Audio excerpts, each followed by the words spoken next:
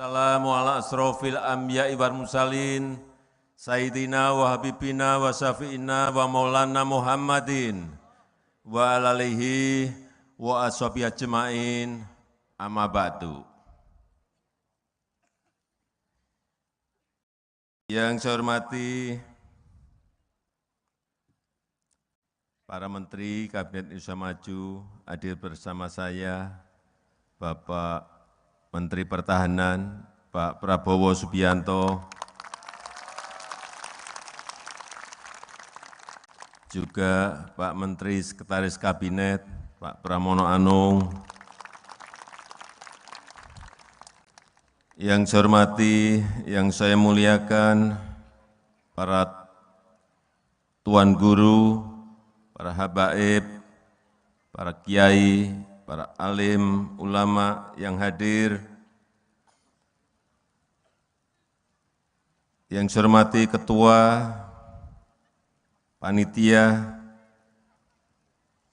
Bapak Kiai Syarbani Haira, beserta seluruh jajaran pengurus dan panitia, hadirin undangan yang berbahagia, seluruh masyarakat Kabupaten Tabalong khususnya, dan masyarakat Kalimantan Selatan yang saya hormati.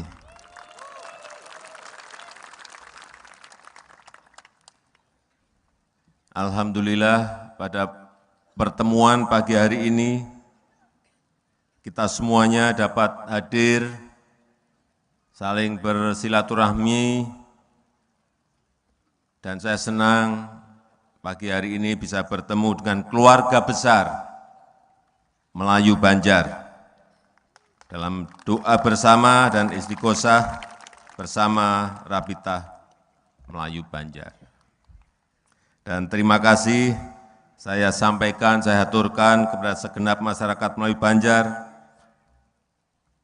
Tanah ini dikenal dengan tanah yang religius, menjunjung tinggi nilai-nilai agama dan nilai-nilai adat tradisi ketimuran. Dan hari ini saya melihat betapa sangat antusiasnya masyarakat di Kabupaten Tabalong. Tadi habis subuh saya langsung berangkat. Karena saya diberitahu, Pak, masyarakat sudah banyak sekali berjubel. Ternyata betul. Ada gerimis juga tadi. Itu anugerah. Saya juga mengapresiasi semangat Rabitah Melayu Banjar yang ikut menjaga dan melestarikan nilai-nilai luhur, adat, dan budaya Melayu Banjar, dan juga mengembangkan nilai-nilai Islam yang rahmatan lil alamin. Dan kita harus bangga sebagai sebuah bangsa, dan kita harus sadar bahwa bangsa ini, bangsa Indonesia adalah bangsa yang besar. Penduduk kita sekarang sudah 280 juta. 280 juta yang hidup di 17.000 pulau yang kita miliki. Dan kita ini bermacam-macam, beraneka ragam, suku, adat, tradisi, agama. Coba bahasa saja, bahasa daerah. Kita memiliki lebih dari 1.300 bahasa daerah yang berbeda-beda. Saya pernah terbang dari Aceh sampai ke Papua. Saya coba ini Indonesia ini sejauh mana sih? Aceh ke Papua. Berapa dibutuhkan? Lewat terbang dengan pesawat 9 jam 15 menit. Itu kalau terbang dari London, itu sampai di Istanbul, itu melewati 7 negara. Artinya betapa sangat besarnya negara ini. Kita harus menyadari itu, agar kita semuanya bangga terhadap negara kita Indonesia.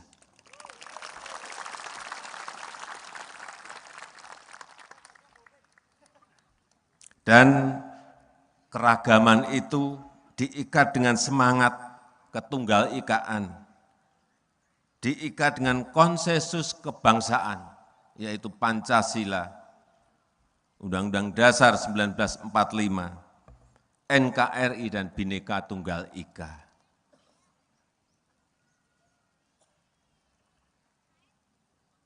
Siapa yang hafal Pancasila?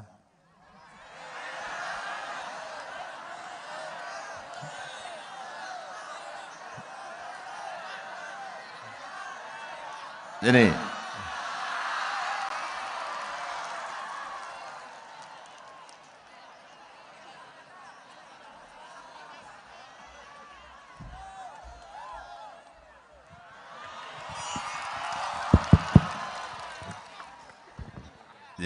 Sini. Dikenalkan namanya. Assalamualaikum warahmatullahi wabarakatuh. Waalaikumsalam. Perkenalkan, nama saya Ahmad Fajri. Panggilannya? Fajri. Fajri. Langsung, Pancasila. Pancasila. 1. Ketuhanan yang Maha Esa. 2. Kemanusiaan yang adil dan beradab. 3. Persatuan Indonesia. 4. Kerakyatan yang dipimpin oleh hikmat kebijaksanaan dalam permusyawaratan perwakilan. 5. Keadilan sosial bagi seluruh rakyat Indonesia.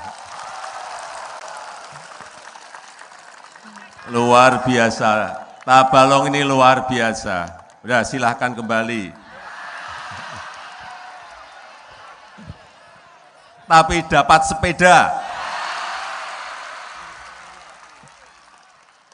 Sepedanya diantar aja ke sini, biar kelihatan.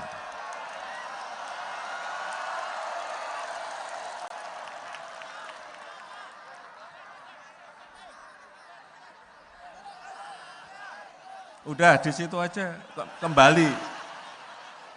Nggak hilang lah, taruh di situ, kembali ke tempat. Ya.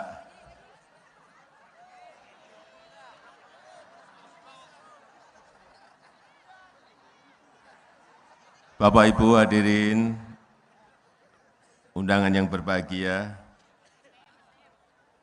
Untuk itu marilah kita meningkatkan semangat ukhuwah, baik itu ukhuwah Islamiyah, ukhuwah watoniyah, ukhuwah insaniyah.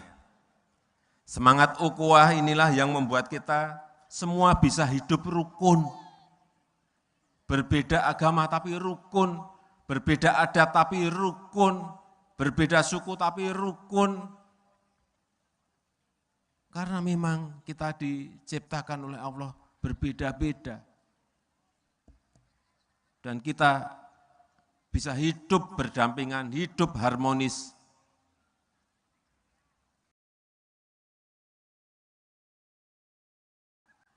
Dan bersama-sama berjuang dengan semangat gotong royong untuk memajukan negara ini.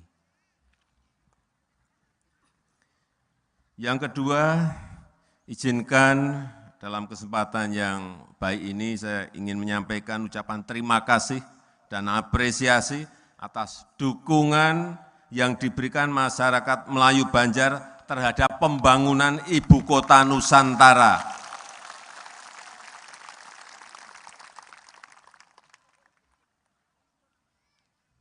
Dan saya berharap masyarakat Melayu Banjar menjadi tuan rumah di tanahnya sendiri. Berperan aktif dan menjadi bagian penting dari sejarah terwujudnya Ibu Kota Nusantara. Pertanyaannya, terletak di provinsi manakah Ibu Kota Nusantara? Ya.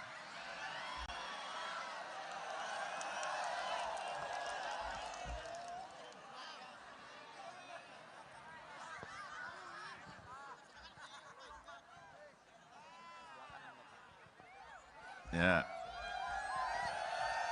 Dikenalkan nama. Assalamualaikum warahmatullahi wabarakatuh. Waalaikumsalam. Nama. Nama saya Helda Anissa. Panggilannya. Helda. Helda. Eda dari Tabalong, Nggih, dari perbatasan sana Pak, dekat perbatasan. dekat perbatasan. Ibu kota Nusantara terletak di Provinsi Kalimantan Timur Pak. Kalimantan. Timur. Benar? Terima kasih, sudah silahkan.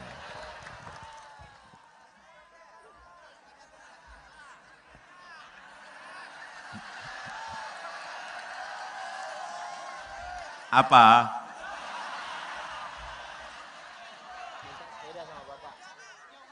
Apa Pak? Apa? Minta sepedanya Pak. Sepedanya masih ada enggak? Kalau ada diberi. Kalau enggak ada nanti saya kirim. Oh masih.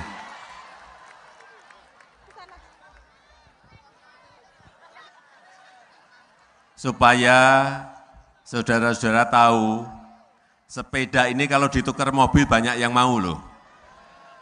Karena di situ ada tulisannya, sepeda dari Presiden Jokowi.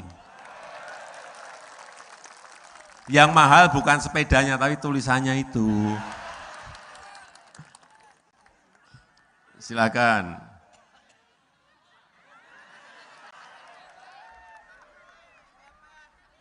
Jadi sekali lagi saya ingin mengucapkan terima kasih yang sebesar-besarnya kepada seluruh masyarakat Melayu Banjar atas dukungan terhadap pembangunan Ibu Kota Nusantara yang sudah kita mulai dengan membangun infrastruktur, membangun istananya, membangun gedung-gedung kementeriannya. Tetapi yang ingin kita pindahkan itu bukan fisiknya sebetulnya.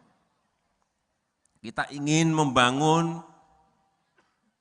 sebuah cara-cara kerja yang baru.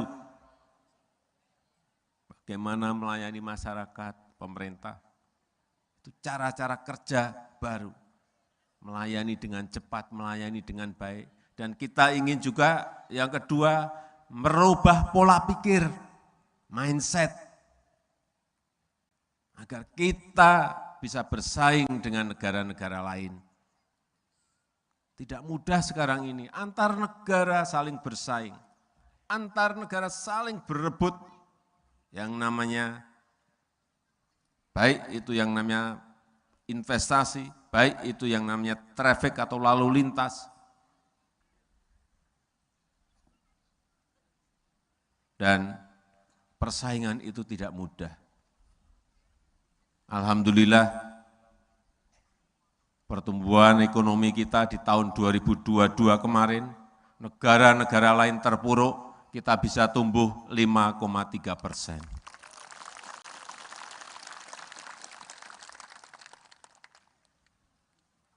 Negara-negara lain masih bingung menyelesaikan COVID. Desember yang lalu kita sudah menyampaikan mencabut yang namanya PPKM. Dan saya lihat di sini sudah enggak pakai masker semuanya. Dulu 3 tahun semuanya pakai masker. Semuanya disuntik vaksin 2 dosis. Ada yang 3? Sudah 3. Itu yang lebih baik. Saya sudah 4.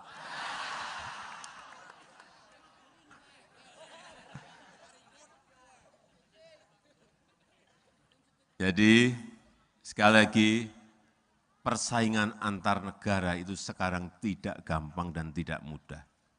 Sehingga kalau kita tidak memunculkan cara-cara baru dalam bekerja, tidak memunculkan sebuah pola pikir baru dalam kita berkompetisi, ya kita akan kalah dan terus hanya menjadi negara berkembang. Banyak negara di Amerika Latin, di negara-negara Asia, sudah lebih dari 50 tahun, lebih dari 70 tahun, terus hanya menjadi negara berkembang. Karena tidak berani merubah dirinya, merubah SDM-nya dengan cara-cara kerja baru. Dengan bekerja keras, merubah pola pikir, itu yang diperlukan ke depan. Sehingga yang muda-muda ini harus mau berubah. mau bekerja keras.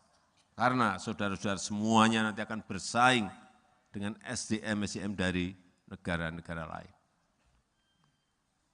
Tapi kalau tadi saya lihat jawabannya tadi, Pak Jri sama siapa tadi? Elda.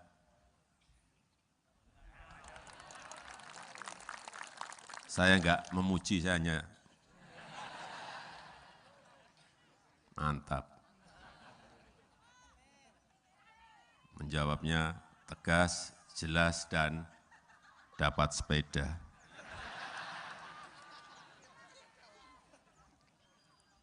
Kembali ke ibu kota Nusantara. Jadi negara kita ini memiliki 17.000 pulau.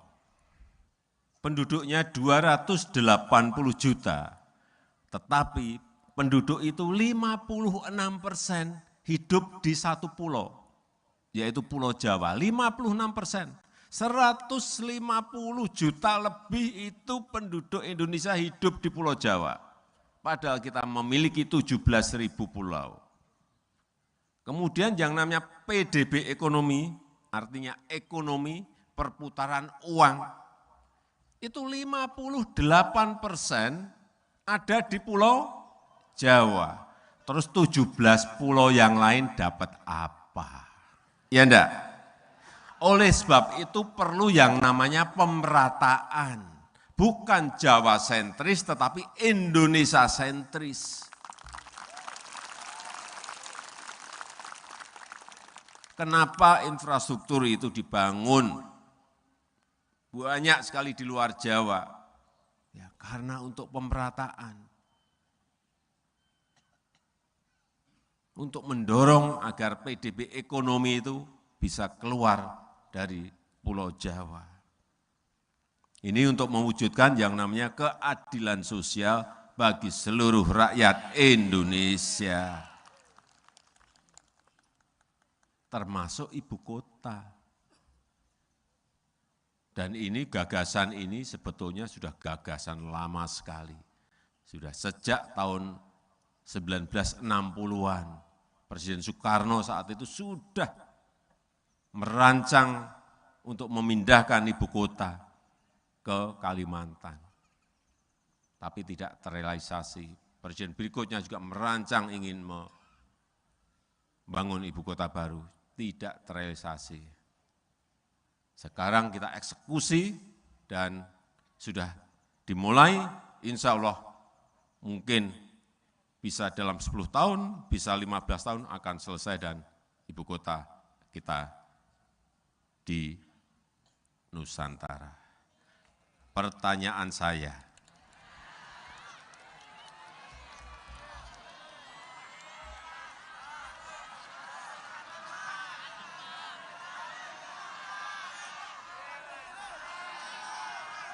ini pertanyaan sulit, jangan tunjuk jari dulu, pertanyaannya sulit.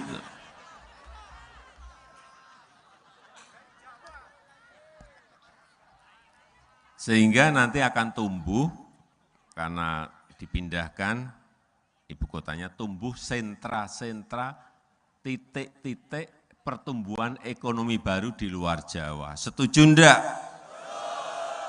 Pertanyaannya, kenapa ibu kota dipindah?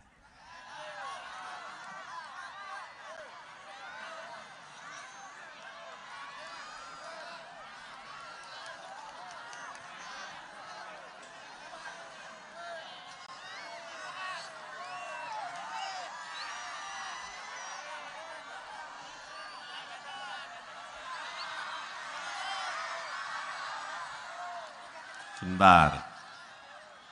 Nah, itu ibu-ibu yang lompat-lompat tadi.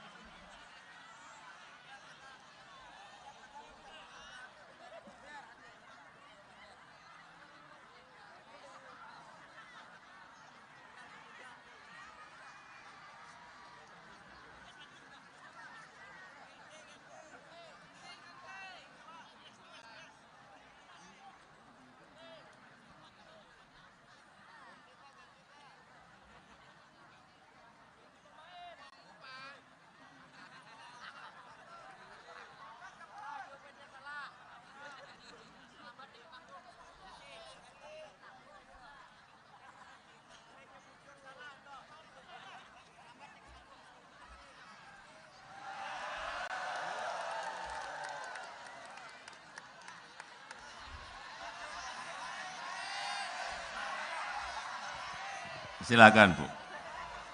Misi. Silakan disampaikan nama.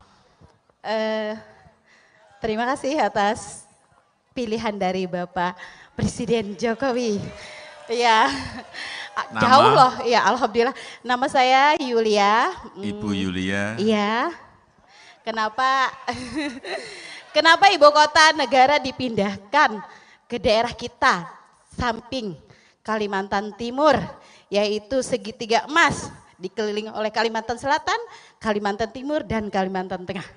Karena sekarang penduduk di Jakarta itu luar biasa. sehingga harus dipindahkan. Karena daerah Kalimantan masih banyak hutan. Bener Bapak? Bener gak ya? Bener Terus. Dan sektor yang luar biasa banyak di sana, otomatis harus juga dikembangkan di daerah Kalimantan. Jangan hanya Jakarta. Terus Nabrak dong. Bener ya? Bener enggak jawabannya? Terima kasih. Bener, maksudnya betul. Jadi Iya. memang penduduk kita ingin agar penyebaran penduduk itu merata. Iya, Karena penduduk benar. kita udah banyak. Banget. Jadi jawabannya betul, Bu Yulia. Thank you Bapak Presiden. Ya kalau di situ tuh jawabnya mungkin mudah. Begitu naik semuanya jadi lupa. Enggak lupa beneran ini. Bela diri. Silakan kembali Terima Bu Yulia, kasih. terima kasih. Terima kasih Bapak. Lupa. Satu kayak orang juga tadi maju. Dapat sepeda.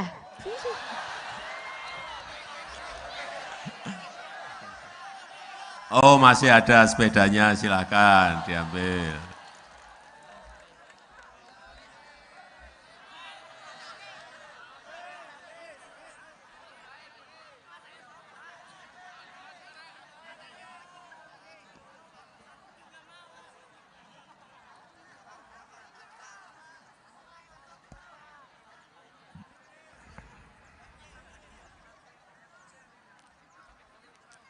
Bapak, Ibu, dan saudara-saudara sekalian yang saya hormati, saya mengajak kita semuanya untuk bersama-sama berdoa, berikhtiar, baik lahir maupun batin, bekerja keras dengan sekuat tenaga untuk mewujudkan pembangunan Ibu Kota Nusantara sebagai pintu gerbang percepatan pembangunan di Pulau Kalimantan.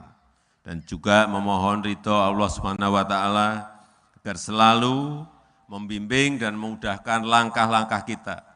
Dan kepada para alim ulama, tuan-tuan guru dan para mu'alim, para kiai, serta segenap masyarakat Melayu Banjar, mohon didoakan bangsa ini. Dalam kesempatan yang baik ini, saya tutup. Terima kasih. Wassalamualaikum warahmatullahi wabarakatuh.